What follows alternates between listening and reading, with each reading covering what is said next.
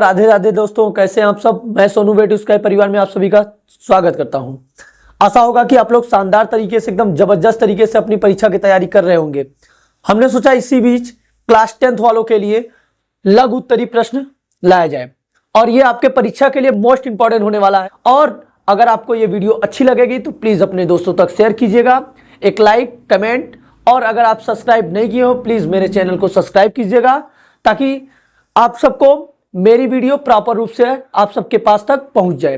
ठीक है, bell icon का बटन दिया होगा उसमें जरूर दबाइएगा ताकि समय समय पर वीडियो जब अपलोड किया जाए तो आपके पास मैसेज उसका आ जाए। चलिए दोस्तों, मैं टॉपिक को स्टार्ट करता हूं और मैं बता दूं कि मेरे चैनल वेट स्काई पर फिजिक्स, मैथ, केमिस्ट्री, बायो इन सब का प्रॉपर रूप से वीडियो अपलोड किया जा रहा है। आप प्लीज अपने परीक्षा की तैयारी को बेहतर बनाइए और वीडियो ज्यादा से ज्यादा देखिए। ठीक है दोस्तों, चलिए मैं शुरू करता हूं अपनी वीडियो को। यह है पहला प्रश्न लघु उत्तरीय टाइप्स का। प्लास्टर ऑफ पेरिस की जल से अभिक्रिया लिखिए, इसके दो उपयोग भी लिखिए। ठीक है दोस्तों, ध्यानपूर्वक देखिए, आपका इसका डिफिनीशन सहित रिएक्शन आपको मैं बताऊंगा एकदम आसान तरीके से। ठीक है, जबरदस्त आपका क्लास होने वाला है ये। जब प्लास्टर ऑफ पेरिस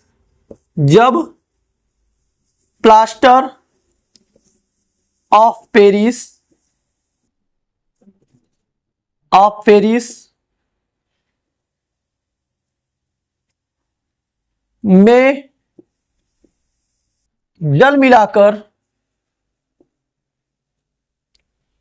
जल मिलाकर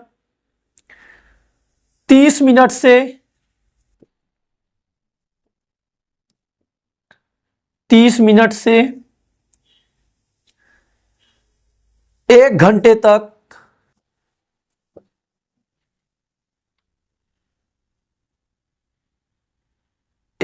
तक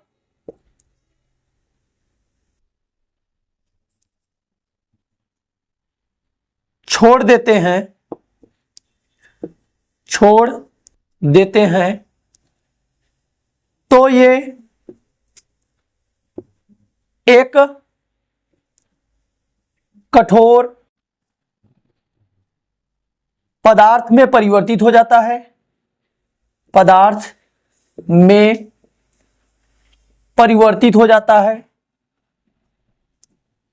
परिवर्तित हो जाता है जिसे जिप्सम कहते हैं।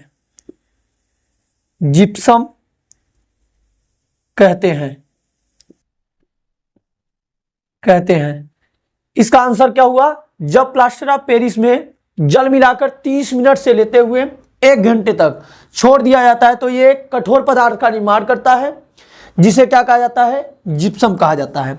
चलिए अब इसका कह रहा था अभिक्रिया लिखने के लिए, तो प्लास्टर ऑफ पेरिस का फॉर्मूला आपको पता होगा, CaSO4 × ½ H2O होता है। और पुनः इसमें हम क्या करेंगे? जल से अभिक्रिया कराते हैं तो ये आपका बनाएगा CaSO4 × 2H2O का निर्माण करता है। ठीक है, ये जो बनेगा आपका जिप्सम होगा, जिप्सम। ठीक है दोस्तों, और ये आपका जो होगा ये है प्लास्टर ऑफ पेरिस।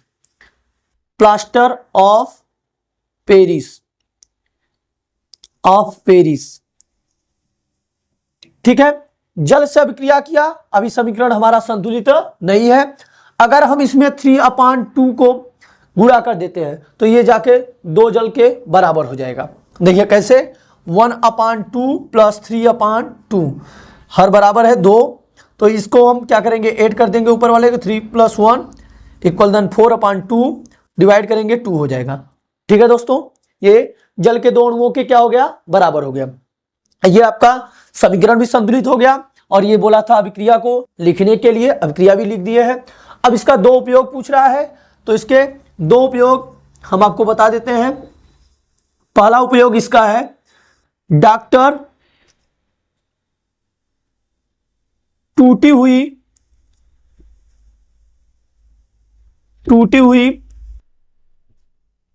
हड्डियों को जोड़ने में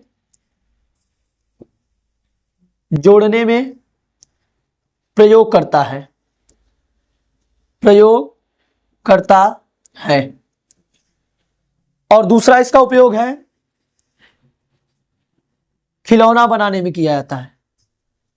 खिलौना बनाने में किया जाता है, बनाने में किया जाता है। ठीक है दोस्तों, आपको आसानी से समझ में आ रहा है, किसी भी तरह की कोई समस्या नहीं हो रही है। अगर आपको इसका स्क्रीनशॉट लेना तो स्क्रीनशॉट ले लीजिए। ठीक है दोस्तों, स्क्रीनशॉट ले लिए। आसानीकरण अपक्रिया किसे कहते हैं, उदाहरण दीजिए। ठीक है दोस्तों, बहुत ही आसानी से मैं आपको बताऊंगा, ध्यानपूर्वक देखते रहिए आप। उदासीनीकरण क्रिया पूछा है। देखिए, जब अम्ल जो है, जब अम्ल क्षार से अभिक्रिया करता है, अभिक्रिया करता है, अभिक्रिया करता है, तो लवण व जल का निर्माण होता है, निर्माण होता है, होता है। इस अभिक्रिया को उदासीनीकरण अभिक्रिया कहते हैं। उदासीनीकरण अभिक्रिया कहते हैं, अभिक्रिया कहते हैं। कह रहा है कि जब अम्ल जो है वह किसके साथ, क्षार से अभिक्रिया करता है, तो लवण और जल का निर्माण होता है। यही अभिक्रिया क्या कहलाती है, आपका उदासीनीकरण अभिक्रिया। उदाहरण भी पूछा है, तो देखिए ध्यान से, HCl, HCl को हम बोलते हैं हाइड्रोक्लोरिक अम्ल, हाइड्रोक्लोरिक क्लोरिक अम्ल, हाइड्रोक्लोरिक अम्ल किसके साथ, क्षार NaOH। यह है आपका sodium hydroxide, sodium hydroxide, hydroxide, sodium hydroxide. जब ये दोनों आपस में अभिक्रिया करेंगे तो क्या बनाएंगे, आपका ये जो Na है वह Cl के साथ मिल जाएगा, तो क्या हो जाएगा, NaCl बनाएगा sodium chloride, sodium chloride, chloride, और प्लस बच रहा है आपका OH और H, तो मिल जाएगा, क्या बनाएगा, H2O। ये बना लिया आपका जल। यही है आपका क्रिया में बोला गया। ये हो गया आपका अम्ल और ये क्या हो गया, क्षार। ये दोनों जब आपस में अभिक्रिया किए तो क्या बनाए, लवण और जल। ये है सोडियम क्लोराइड और ये क्या हो गया, जल। देखिए, सोडियम हाइड्रोक्साइड को इसका साधारण नाम जो होता है कास्टिक सोडा होता है। क्या होता है, कास्टिक सोडा। इसका सामान्य नाम जो है कास्टिक सोडा के नाम से जाना जाता है। ठीक है दोस्तों, अगर आपको एग्जाम्पल में इसका लिखना भी होगा तो ऐसे आप लिखेंगे कि हाइड्रोक्लोरिक अम्ल सोडियम हाइड्रोक्साइड के साथ अभिक्रिया करके सोडियम क्लोराइड और जल बनाता है। आ रहा है आपको आसानी से समझ में। ठीक है दोस्तों, अगर इसका स्क्रीनशॉट लेना हो तो स्क्रीनशॉट ले लीजिए। ठीक है, स्क्रीनशॉट ले चुके हैं। चलिए हम मिटाते हैं, अगला क्वेश्चन आपको बताते हैं। चलिए दोस्तों, अगला नंबर प्रश्न दिया है आपका, कास्टिक सोडा व बेकिंग सोडा के दो उपयोग लिखिए। ठीक है दोस्तों, ध्यान से देखिए, आप लास्ट तक वीडियो में बने रहेंगे, जरूर आपका यह लघुत्तरी टाइप्स का प्रश्न इसके बाहर नहीं बनेगा और आपको समझ में भी आएगा। ठीक है दोस्तों, सबसे पहले देखिए कास्टिक सोडा का उपयोग मैं आपको बता देता हूं, कास्टिक सोडा के बारे में। कास्टिक सोडा, इसका उपयोग, पहला उपयोग होता है जो यह कागज उद्योग, कागज उद्योग, उद्योग एवं पेट्रोलियम, पेट्रोलियम शुद्धिकरण में, शुद्धिकरण, कागज उद्योग व पेट्रोलियम शुद्धिकरण में किया जाता है, किया जाता है। दूसरा इसका उपयोग है, दूसरा उपयोग इसका साबुन तथा डिटर्जेंट डिटर्जेंट बनाने में किया जाता है, बनाने में किया जाता है, किया जाता है। इसका दो उपयोग है, दो उपयोग पूछा था यहाँ पे देखिए, कागज उद्योग एवं पेट्रोलियम शुद्धिकरण में किया जाता है, और दूसरा इसका उपयोग क्या है, साबुन तथा डिटर्जेंट बनाने में किया जाता है। ठीक है दोस्तों, और इसी में अगला नंबर पूछा है कि बेकिंग सोडा का भी। तो चलिए देखिए बेकिंग सोडा का, बेकिंग सोडा पहला इसका उपयोग है अग्निशामक के रूप में, अग्निशामक यंत्र में, अग्निशामक यंत्र में। ठीक है दोस्तों, दूसरा इसका उपयोग है एंटासिड या एंटीसिड दवा बनाने में, दवा बनाने में। ठीक है दोस्तों, आपको आसानी से समझ में आ रहा है। अगर इसका स्क्रीनशॉट लेना हो तो स्क्रीनशॉट ले लीजिए दोस्तों। ठीक है, ले चुके, चलिए मिटाते हैं दोस्तों, शुरू करते हैं। यहां पे आपका अगला नंबर प्रश्न दिया है, बेकिंग सोडा से धावन सोडा कैसे प्राप्त करेंगे। ध्यान से देखिए, मैं आपको आसानी से इसके बारे में बताऊंगा। देखिए बेकिंग सोडा से धावन सोडा कैसे बनाते हैं, तो सबसे पहले क्या करते हैं, सोडियम हाइड्रोजन कार्बोनेट को लेते हैं। ये हो गया आपका sodium hydrogen carbonate, sodium hydrogen carbonate, hydrogen carbonate, carbonate. जब इसको क्या किया जाएगा, गर्म किया जाता है। ये हो गया आपका ताप का चिन्ह। हम इसको क्या करते हैं, गर्म करते हैं। जब इसको गर्म करेंगे तो Na2CO3 बनाएगा, साथ ही इसमें CO2 भी बनेगा और जल बनेगा। ठीक है दोस्तों, ये आपका जल बनेगा। Carbon dioxide, carbon dioxide, dioxide.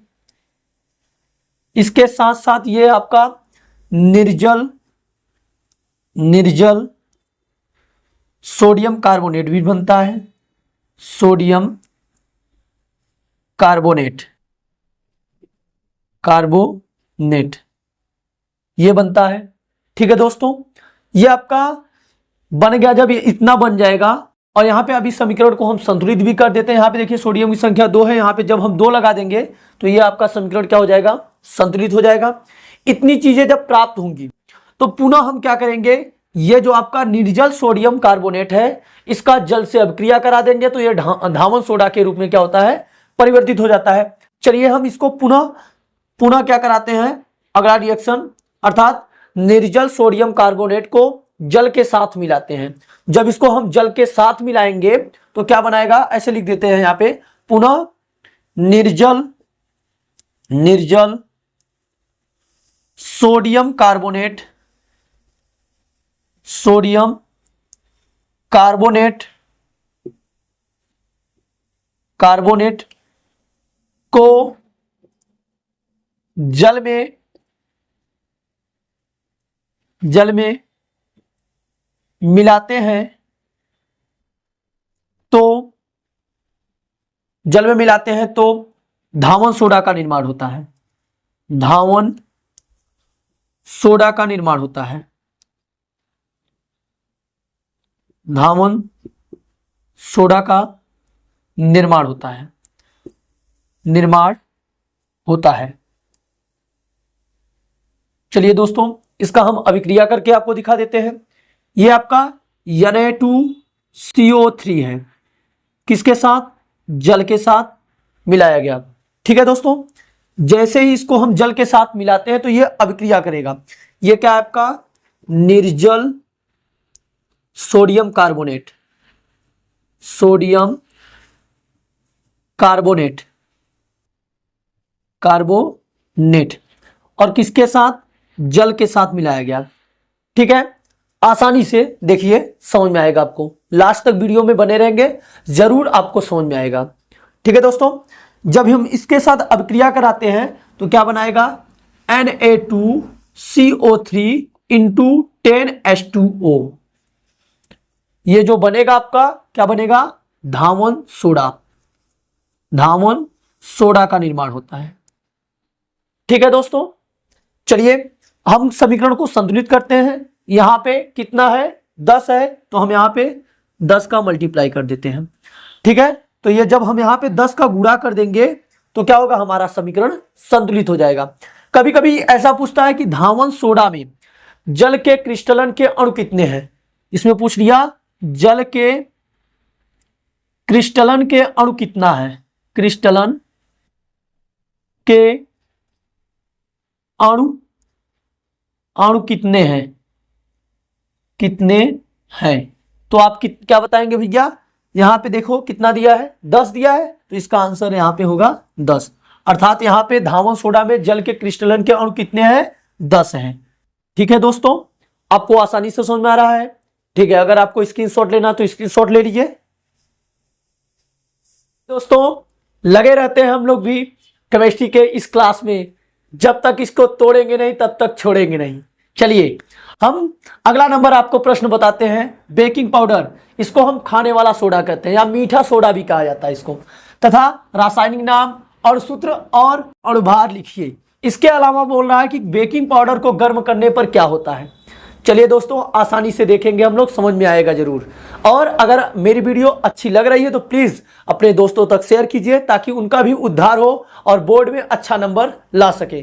ठीक है दोस्तों, चलिए देखिए बेकिंग पाउडर का पहले रासायनिक नाम, रासायनिक नाम, रासायनिक नाम, अर्थात इसका केमिकल नेम पूछा है तो सोडियम हाइड्रोजन कार्बोनेट होता है, सोडियम हाइड्रोजन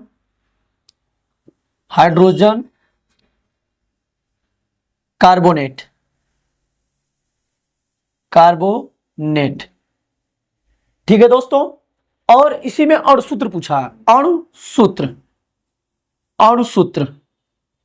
चलिए दोस्तों वो भी आपको हम बता देते हैं। NaHCO3 ये हो गया इसका अणुसूत्र, खाने वाला सोडा या मीठा सोडा का, या इसको हम एक और नाम जानते हैं बेकिंग पाउडर। ठीक है, अणुभार भी पूछा है, चलिए इसको भी आसानी से हम लोग निकाल लेते हैं, अणुभार। ठीक है दोस्तों, देखिए सोडियम का जो परमाणु भार होता है कितना होता है, 23, प्लस हाइड्रोजन का कितना होता है, 1। ठीक है दोस्तों, कार्बन का कितना होता है, 12 होता है, प्लस ऑक्सीजन का कितना होता है, 16। 16 में कितने का गुणा कर देंगे, क्योंकि यहां पे ऑक्सीजन के कितने अणु है, 3, इसमें 3 का गुणा कर देते हैं। ठीक है, प्यार से देखिए, एकदम प्यार से समझ में आएगा। ठीक है दोस्तों, 23 1 24, चलिए इसको हम कर देते हैं यहाँ पे 24 प्लस 12 प्लस 16, यहां कितना होता है, 48। अब पूरे को हम जोड़ देते हैं, इसका अणुभार हमें प्राप्त हो जाएगा। चलिए दोस्तों 8 और 2 10, 10 4 कितना हो जाएगा, 14। यहां पे 14 का 4 हासिल 1 आ जाएगा, और 4 और 1 5, 5 2 7 और 1 8 कितना हो जाएगा, 84। इसका अणुभार कितना हो जाएगा, 84। 8 2 10, 10 4 14 का 4 हासिल 1, 4 और 1 5, 5 2 7 और 1 हासिल था, कितना हो जाएगा, 8। ठीक है दोस्तों, अणुभार का मेरा एक क्लास अपलोड किया गया है, आप नहीं देखे हो तो प्लीज जाके वहां पे देख लीजिए और अच्छी तरीके से समझ में आ जाएगा। चलिए इसी में बोला है कि बेकिंग पाउडर को गर्म करने पर क्या होता है, चलिए उसको भी गर्म किया जाता है, हम लोग गर्म करते हैं। ये हो गया आपका बेकिंग पाउडर NaHCO3, इसको हम क्या करते हैं, गर्म करते हैं। चलिए गर्म कर दिए, जब हम इसको गर्म करेंगे तो आपका बनेगा Na2CO3 प्लस H2O यानी कि जल बनेगा। इसके साथ साथ इसमें CO2 क्या होता है, गर्म होने के बाद बाहर निकलेगा, अर्थात ये बनेगा आपका कार्बन डाइऑक्साइड। इसको हम चलिए लिख देते हैं कि जब, अभी समीकरण को पहले संतुलित कर लेते हैं, यहां पे सामने 2 का गुणा करेंगे, ये समीकरण हमारा क्या हो जाएगा, संतुलित। और इसको हम चलिए लिखते हैं, जब सोडियम हाइड्रोजन कार्बोनेट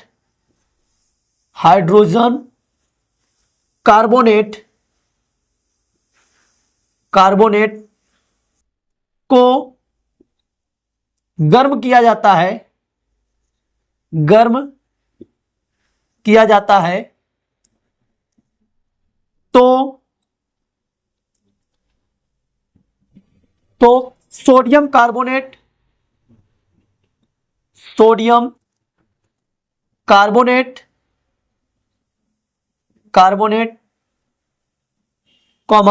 जल तथा कार्बन डाइऑक्साइड गैस प्राप्त होता है। कार्बन डाइऑक्साइड गैस प्राप्त होता है।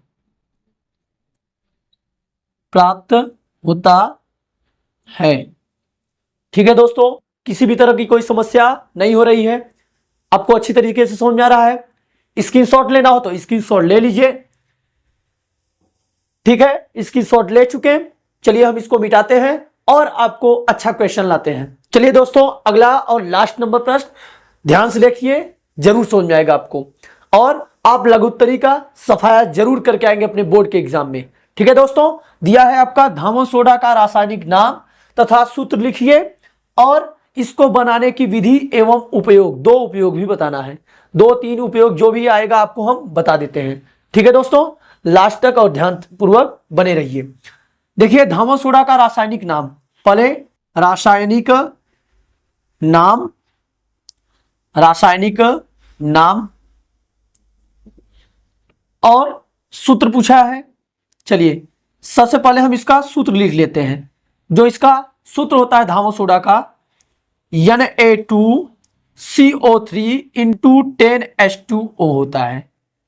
ठीक है दोस्तों, ये आपका बहुविकल्पी टाइप्स में प्रश्न में पूछ सकता है कि धामन सोडा का निम्न में से सूत्र है, तो आपको याद रहेगा तो आप अच्छी तरीके से टिक लगा लेंगे। ठीक है दोस्तों, इसका रासायनिक नाम चलिए लिखते हैं, होता है सोडियम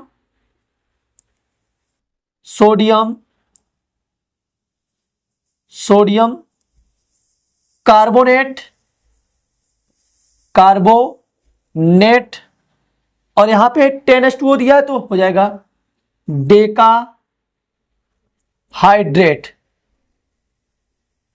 ठीक है दोस्तों, ये इसका रासायनिक नाम और सूत्र हो गया। और उसके आगे प्रश्न पूछा इसके बनाने की विधि। चलिए देखते हैं बनाने की विधि। ठीक है, बनाने की विधि ध्यान से देखिए। जब हम क्या करेंगे, निर्जल सोडियम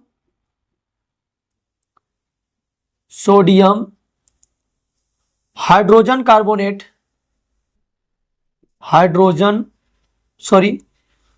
सोडियम कार्बोनेट में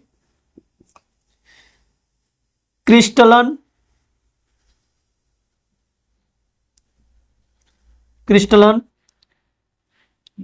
जल